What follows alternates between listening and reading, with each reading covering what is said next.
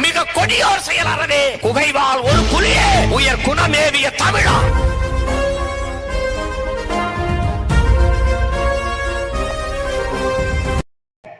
எங்கள் திருநாட்டு மீள முடியாத வரிச்சுமையை நாட்டு குடியேற்ற திணித்தது யார்? இந்த காங்கிரஸ், இந்த திமுக. அவர்கள் பெற்று பெயர் வைத்தார்கள். ஜிஎஸ்டி, நீட், என்ஐஏ, இந்த கொடும் திட்டங்களை கொண்டு வந்தது காங்கிரஸ், திமுக. பெற்று பெயர் வைத்தார்கள். ஹார்லிக்ஸ், போர்விட்டா கொடுத்து ஊட்டமாக வளர்ப்பது மோடி.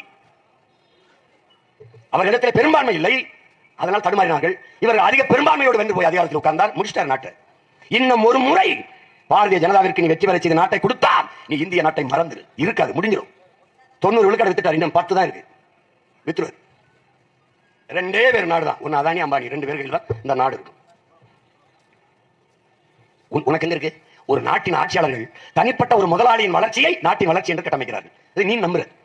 ஒரு நாடு வளர்ந்து என்றால் தன் நாட்டு குடிகள், தன் நாட்டு பிள்ளைகளுக்கு சிறந்த கல்வியை கொடுக்க, ஏழை பணக்காரன் என்று பாகுபாடு இல்லாது, காசு இல்லாத, செலவில்லாத, இலவசமாக தரமான, சரியான, சமமான கல்வியை கொடுக்க முயற்சிக்கிறது, கொடுக்க போகிறது என்றால் அது வளர்ச்சி பாதையை நோக்கி நகர்ந்து அர்த்தம்.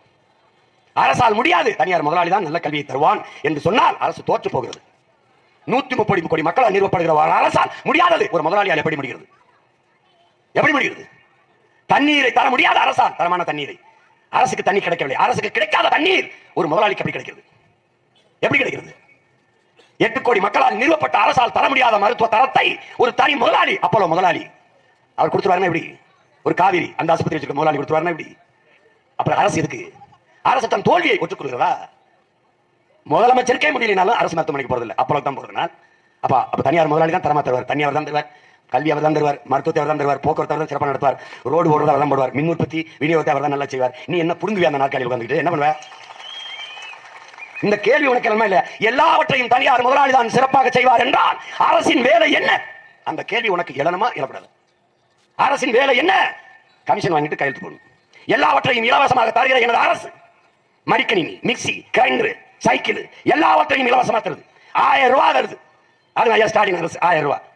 எல்லாவற்றையும் தந்த அரசு தண்ணீரை ஏன் தரமான தூய தண்ணீரை நாட்டுக்குடிகளுக்கு கொடுக்க முடியல? கொடுக்காது. ஏன் ஏன் கொடுக்காது?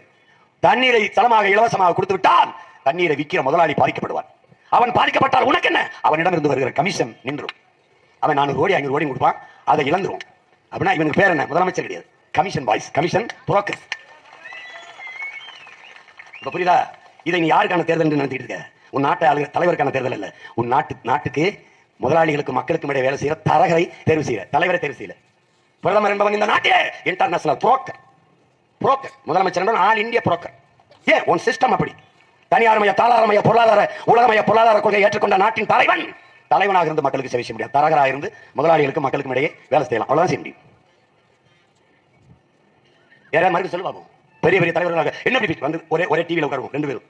எதுக்கு இருக்கிற 2 பேரும் என்னோட வாதித்து தர்க்கம் பண்ணி வென்று பாத்துருவோம். எத்தனை கேள்வி எழுப்புறோம், ஒன்றுக்காவது பதில் இருக்கிறவா? ஒன்றுக்கு. உங்கள் பிள்ளைகள் வென்று வருவோம். படித்தவர் படிக்காதவர் அனைவருக்கும் அரசு வேலை தருவோம். எப்படி தருவாய் சீமான்? நிலமும் வளமும் சார்ந்த தொழிற்சாலைகள், வேலை வாய்ப்பு வளர்ச்சி.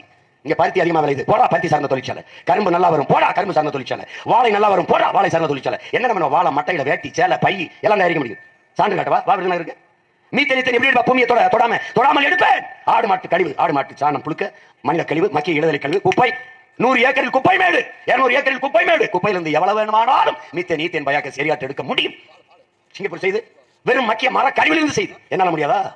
மயிலாடுதுறையில் என் கட்சி தம்பி ஒருவன் மனித கழிவு, ஆடு மாட்டு கழிவிலிருந்து இந்த பயாகஸ் எரியாட்டை எடுத்து தன் தாய்க்கு கொடுத்து மோட்டர் பைக் அதிலே ஓட்டி வீட்டுக்கு மின்சாரம் எரிக்கிறான். வளைவெளியில் இருப்பார். அவன் வீட்டில் செய்கிறான், நான் நாட்டில் செய்வேங்க. கரும்பு நல்லா வரும், போடா கரும்பு சார்ந்த தொழிற்சாலை. கரும்பை வெட்டுறதுக்கு எஜுகேஷன், கரும்பை காய்ச்சறதுக்கு கல்வி. ஆனால் எத்தனை டன் வெள்ளம் காய்ச்சிருக்கேன், சக்கரை அவளை பிரிச்சிருக்கேன், வெள்ளம் கட்டி அவளை எடுத்திருக்கேன். இதை கணக்கிறதுக்கு கல்வியான படித்தவன் படிக்காம எல்லாருக்கும் ஒரே இடத்துல அரசு வேலை. நீ வாழ்விடத்திலே சென்னிமலை நேரா வரும், அங்கே தொழில் நெசவா அரசு தொழில், அரசு பணி. மின்சாரத்தை ஏத்துறது, நூல் விலையை ஏத்துறது. எப்படா நெசவாளி வாழ்வா? எதை பத்தி நீங்க கவலைப்பட்டிருக்க? இங்கே தொழில் வளர்ச்சி என்பது பெரும் முதலாளிகளின் வளர்ச்சி தான். சிறு குறு தொழிலாளர்கள், தொழில் முனைவோர், தொழிலாளர்கள் பற்றி அவங்களை பற்றி கவலையா கிடையாது. நீ இன்னைக்கு வட இந்தியா வர அவனுக்கு வேலை செய்ய நினைக்கிறேன். இன்னைக்கு அவன் கூலி, சரியா? 5 வருஷத்தில் முதலாளி, நீ அவனுக்கு கூலி. எழுதி வை, நடக்கும். உலகெங்கிலும் இது நடந்திருக்கிறது. இமயவரை பரவி வாழ்ந்த நீ காலடியில் எப்படி புரியினாய்? இப்படித்தான் புரியினாய். ஈழத்தில் உன்னை அடித்து விரட்டினான், நிலத்தை எடுத்துக்கொண்டான். இங்கே ஆக்கிரமித்து விரட்டுவான், தேவைப்பட்டால் அடித்தும் விரட்டுவான். நீ அவனுக்கு என்ன பண்ற? வந்தவன குடும்பத்தை கொடுத்துற. அவன் எதுக்கு வசதியா ஒரே நாடு ஒரே ரேஷன் கார்டு, ஒரே நாடு ஒரே ரேஷன் கார்டு. இப்ப நான் பீகார்ல வரிசை என்ன கொடுப்பானா? இதே குஜராத்தில் போய் வரிசை நான் ரேஷன் போடுவானா? எனக்கு போடுவானா? சொல்லு. நீ ஓட்டுரிமை கொடுத்துற. நீ வாக்குரிமை அவனுக்கு கொடுத்து விட்டால் இந்த நிலத்தின் அரசியலையும் அதிகாரத்தையும் வட இந்தியன் தீர்மானிப்பான். ஏற்கனவே தெலுங்கட்ட இருக்குது 50-60 ஆண்டுகளா 9 மினிஸ்டர் இந்த நாட்டுக்குள்ள. எல்லா உயர்ந்த இலாக்காக்களும் அவர்கிட்ட இருக்கு. உன்னால தப்பிக்க முடியுதா? நான் ஒரு கேள்வி கேட்கிறேன், சொல்லு. உகாதி தெலுங்கு வருடப்பிறப்பு விடுமுறை. உன் வருடப்பிறப்புக்கு எந்த மாநிலத்தில் விடுமுறை இருக்கு சொல்றோம்? தமிழ் புத்தாண்டுக்கு இந்தியாவில் எந்த மாநிலத்தில் விடுமுறை இருக்கு? எங்க இருக்கு? ஓணத்துக்கு விடுமுறை இருக்கு உன் மண்ணில். உன் பொங்கலுக்கு மற்ற மண்ணில் விடுமுறை இருக்கா? மகாவீர் ஜெயந்திக்கு விடுமுறை இருக்கு. வல்லவன் பிறந்த நாளைக்கு எங்கேயாவது மாநிலத்தில் விடுமுறை இருக்கா? அப்புறம் என்ன வச்சிருக்க அவனுக்கு சொல்லு. சாதி வச்சிருக்கா, மதம் வச்சிருக்கா, மோதிக்கிட்டு செத்தா புதைக்க சுடுகாடு வச்சிருக்கா. அதுலயும் சில சாதிக்கு சுடுகாடும் இல்ல. வேற என்ன வச்சிருக்க? என்ன வச்சிருக்க சொல்லு. என்ன வச்சிருக்க? இனி வரும் தலைமுறையாவது சாதி கடந்து எதையாவது சாதியை பார்க்காம ஏதாவது சாதிக்க பாரு. மதத்தை கடந்து மதத்தை மறந்து மனிதத்தை பாரு. மனிதத்தை பாரு, அதுதான் ஆக புனிதம் என்பதை எண்ணிப்பாரு. நீ உலகம் தழுவி நேசித்தவன், எல்லா உயிர்களையும் நேசித்தவன். எந்த கடவுளடா தன்னை வணங்கும் போது ஆடை வணங்க, மாடை வணங்க, மயிலை வணங்க, பாம்பை வணங்க வாய்ப்பு தந்த கடவுள் சொல்ற? ஒரு தெய்வம் சொல்ற. நீ சிவனையே வணங்குவதானாலும் அவனுக்கு முன்னாடி இருக்கிற நந்தியை வணங்கித்தான், காளையை வணங்கித்தான் வணங்கணும். நீ முருகனை வணங்குவதானாலும் மயிலையும் பாம்பையும் வணங்கித்தான் வணங்கணும். ஏன்? உயிர்மை நேயந்தா நீ. அவருக்கு புளிய வாகனமா வச்சு, மாரியத்தாளுக்கு சிங்கத்தை வாகனமா வச்சு எதுக்கு வச்ச? வணங்கும் போது இந்த உயிர்களை வணங்கணும். உயிர்மை நேயன், உயிர்மை நேயன். நீ ஆக சிறந்தவன். நீ சாதாரண கிடையாது. நீ ஆக சிறந்தவர்கள். நீங்கள் ஜூலியஸ் சீசர் சொல்றான்ல, மத்தவன் எழுந்து உன் தகுதியை அறிவிப்பதற்கு முன்பு நீயே பேர் அறிவிப்பு செய்யடா, நான் ஆக சிறந்தவன் என்று நீயே பேர் அறிவிப்பு செய்யறாங்க. அதனாலதான் நான் சொல்றேன், தமிழர்கள் நாங்கள் ஆக சிறந்தவர்கள். உலகில் மூத்த இனம், உலக மொழிகளின் தாய்மொழியை பேசக்கூடிய ஒரு இனத்தின் கூட்டம், உலகிற்கு அறிவியல், நாகரிகம், தொழில், வளர்ச்சி, வேளாண்மை, பண்பாடு எல்லாவற்றையும் கற்றுக் கொடுத்த பேரினத்தின் மக்கள். எனவே நாங்கள் ஆக சிறந்தவர்கள்.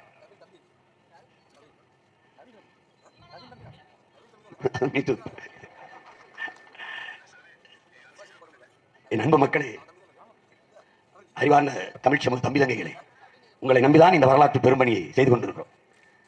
எங்களுடைய தலைவர் நமக்கென்று யாரும் ஆதரவு குரல் கொடுக்கவோ, நமக்கென்று கை கொடுக்கவோ எவர் மற்ற தனித்து விடப்பட்ட இனத்தின் மக்கள், சிதைந்து அழிந்து கொண்டிருக்கிற தமிழ் பேரின மக்கள் பாதுகாப்பாக வாழ்வதற்கு போராடித்தான் ஆக வேண்டும் என்ற கட்டாயத்துக்கு தள்ளப்பட்டு விட்டார்கள்.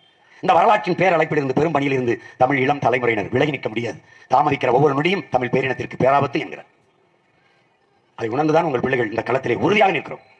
என்னால் முடியாதா? இந்த கட்சிகளோடு கூட்டணி வைத்து 500,000 கோடிகளை வாங்கி 10-15 சீட்டுகளை வாங்கி நிக்க முடியாதா? நிற்க முடியுமா? முடியாதா? முடியும். ஏன் முடியும்? ஏன் நிக்க மாட்டேன். ஏன்? இந்த தலைவர்களை பார்த்து இந்த களத்துக்கு வந்தவன் அல்ல. ஒப்பற்ற பெரும் வீரன் பிரபாகரன் என்ற தலைவரை பார்த்து இந்த களத்துக்கு வந்தவன். என் அன்பு பிள்ளைகள், நான் வீழ்ந்தாலும் சரி, என் இனம் எழுந்தால் போதும், நான் செத்தாலும் சரி, இனம் வாழ்ந்தால் போதும் என்று நின்ற பெரும் தலைவனின் பிள்ளைகள் நாங்கள். தன்னலமற்று இந்த களத்தில் நிற்பதை பாருங்கள். பாருங்கள், எங்கள் நலத்தை விட என் இனத்தின் நலம் பெரிது என்று நிற்கிற இந்த பிள்ளைகளை நீங்கள் கைவிட்டு விடாமல் இருக பற்றிக் கொள்ளுங்கள். நாங்கள் உங்களுக்கானவர்கள். உங்களிலிருந்து வந்தோம், உங்கள் வரியிலேயே பிறந்தோம். புலம்பி கிடந்த என் தாய் தந்தையரின் கண்ணீர் விட்டு வறுமை ஏழ்மையிலே தோய்ந்து துவண்டு கிடந்த என் அப்பா அம்மா, என் அக்கா தங்கையின் உற்றார் உறவினரிடத்திலிருந்து ஓடி வந்தோம். அதை எப்படியாவது சரி செய்ய முடியாதா என்ற ஏக்கத்திலும் தவிப்பிலும் இந்த களத்திலே நிற்கிறோம். என்ன செய்யறது? எவ்வளவு பேசினாலும் அந்த மாயனூர் நல்லா நினைச்சுக்காய்மா.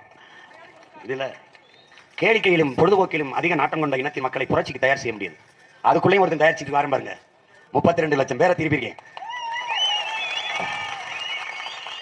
ஓட்டுக்கு ₹1 கொடுக்காம நாட்டை ஆண்ட பிரதமரை ரோட்ல வெறுமனை கை கட்டிட்டு போறாரு. சாதாரண மகன் நின்று பேசும்போது எத்தனை ஆயிரம் பேர் கூடி வேடிக்கை பார்த்துட்டு இருக்காங்க. இங்க குவாட்டர் கிடையாது, கோழி பிரியாணி கிடையாது, கூட்டம் முடிஞ்சு போகும்போது 200-300 காசும் கிடையாது. நான் தலைவனும் இல்ல, இங்க யாரும் தொண்டரும் இல்ல. அவர்கள் என்னை எப்படி பார்க்கிறார்கள்? என் மகன், என் பேரன், என் பிள்ளை, என் சித்தப்பா, என் மாமா என்று உறவுகளில் ஒருவனாக அரவணைத்துக் கொள்வதால் என் அன்னை தமிழினம் கொண்டாடுகிறது. இன்றைக்கு ஒரு மகனை உலகம் முழுமைக்கு இருக்கிற தமிழ் மக்கள் நேசிக்கிறார்கள் என்றால் அது என் தலைவன் பிரபாகரனை, அதற்கப்புறம் அவன் பிள்ளை சீமானைத்தான். பன்னெடுங்காலமாக நாங்கள் வீழ்த்தப்பட்டு விட்டோம், வீழ்ந்து கிடப்போம். எங்கள் தலைவர் சொல்கிறார், வீழ்வதல்ல தோல்வி, வீழ்ந்தே கிடப்பதுதான் தோல்வி. ஒரு மனிதன் யானையை விட மெதுவாக விழலாம், ஆனால் குதிரையை விட வேகமாக எழ வேண்டும். படக்கென்று எழணும். படக்கென்று எழுகிறதுக்கான வேலையைத்தான் வீழ்ந்து விட்ட தமிழ் பேரினத்தின் பிள்ளைகள் செய்து கொண்டிருக்கிறோம்.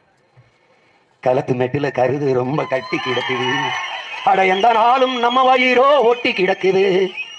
களத்து மெட்டில கருது ரொம்ப கட்டி கிடக்குது, அட எந்த நாளும் நம்ம வயிறோ ஒட்டி கிடக்குது. உழைச்சு நம்ம மேனி எருது ஆகுது, எத்தனை நாள் நாம இங்கே அடிமையாவது. ஏறப்பெல்லாம் பறக்குது வார் வானத்து மேலே, ஏழை வாழ்வு மட்டும் கிடக்குது வார் பூமிக்கு கீழே. குறிஞ்சு நாம தேடுறது வாழ்க்கையத்தானா, வயலில் வேலை செய்யும் போது கூட கனவுகள் தானா.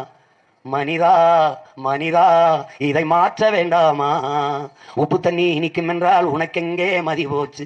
செத்த பின்னே செக்கம் என்றால் இப்பிறவி என்னாச்சு? சொத்து இருக்கிறவன் சொல்லுற சொல்லே சரியாச்சு.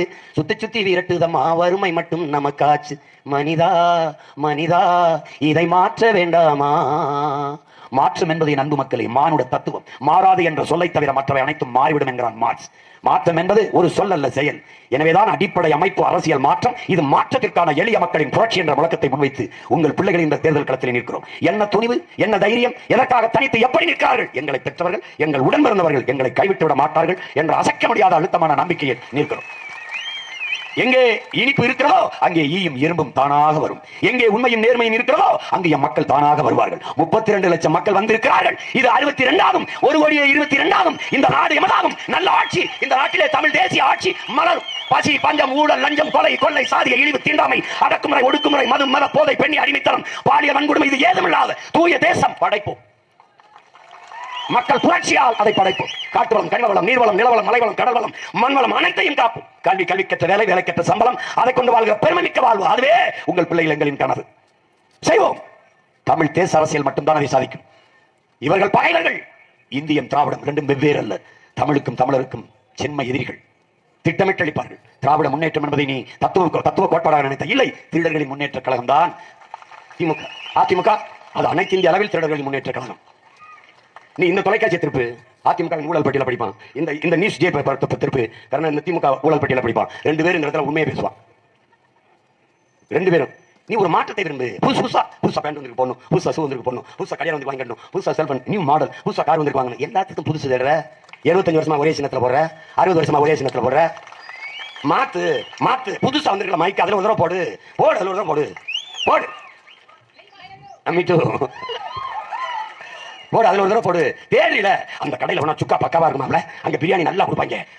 அங்க அப்படி அழகழகா புதுசா மாடலா சட்டை வச்சிருப்பான். அங்க நல்லா சேலை இருக்கும். எங்க அக்கா தங்கச்சி பெரியம்மா சின்னம்மா 6 மாசம் கட்டி கிழிக்கிற சேலைக்கு 100 சேலை எடுத்து போட்டு ஒரு சேலை எடுத்துட்டு வருவாங்க. அவ்வளவு தேடுகிறீர்கள். 6 மாசத்துக்கு கட்டி கிழிக்கிற வேட்டி சேலைக்கு இவ்வளவு தேடுகிற நீங்கள் உங்க 5 ஆண்டு கால வாழ்க்கையை தீர்மானிப்பது ஒரு நல்ல தலைவனை ஏன் தர மாட்டீர்கள்? எதற்காக? பரம்பரையாக கருணாநிதி, அவர் மகன், அவர் மகன், அவர் மகன், இன்பநிதி முதலமைச்சராக தலைவரான்.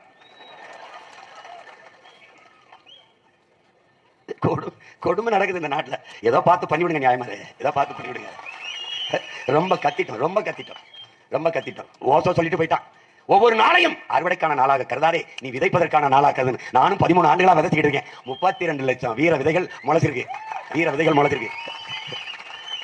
நான் ஒன்றும் பெரிய 50 வருஷம் சினிமாவில் நடிச்சவங்க கிடையாது. 60 படைக்கு பெரிய செல்வாக்கு பெற்ற இயக்குனர் கிடையாது. பரம்பரை எங்க அப்பா முதலமைச்சர், அவங்கச்சி அப்படி வந்தவன் கிடையாது. சாதாரண மகன் தீரன். என் பாட்டன் தீரனை போல என் தலைவன் பிரபாகரன். உனக்கு தெரியுமா, மன்னர் கூப்பிட்டால் படைக்கு வருவான், அரசன் ஆணை. ஆனால் சாதாரண குடிமகன் கூப்பிட்டு படைக்கு வந்தான். அதான் நம் பாட்டன் தீரன், புரட்சியாளன். முதலமைச்சர் கூப்பிட்டால் வருவார்கள். ஆனால் இன்னைக்கு ஐயா ஸ்டாலின் கூப்பிட்டாலும் பிரதமர் கூப்பிட்டாலும் கூடங்க கால் வரல, அது வேற. என் தலைவன் சாதாரண மகன். அவன் கூப்பிட்டு மண்ணின் விடுதலைக்காக வந்து செத்தவன் மட்டும் 50,000 பேர். வந்தவரை எல்லாம் வாழ வைப்போம். அது எமது இனத்தின் பெருமை. இனியும் சொந்தவரை மட்டுமே ஆள வைப்போம். அது எமது இனத்தின் அடிப்படை அரசியல் உரிமை. Fundamental political rights. வாழும் உரிமை எவருக்கும் உண்டு. ஆளும் உரிமை தமிழர் எமக்கே உண்டு. ஜிஎஸ்டி